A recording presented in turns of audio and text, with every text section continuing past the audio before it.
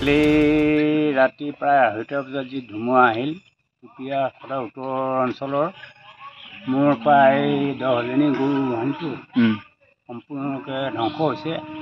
কিন্তু সৌভাগ্যক্ৰমে মোৰ গৰু এজনীও মৃত্যুমুখত নপৰিল, বাচিল।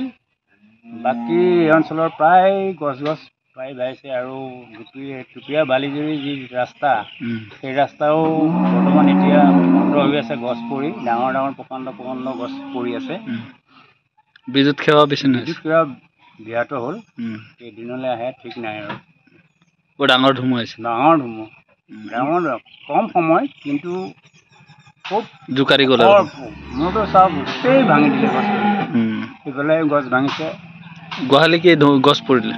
গোহালি গছ ডাঙৰ গছজোপা গোহালি সিফালে ছাইডত আছিলে, গোটেই গছ গোহালিটোত হেঁচা মাৰি ধৰিলে। কিন্তু তাৰ মাজতে মোৰ গৰুকেইটা বাচিল।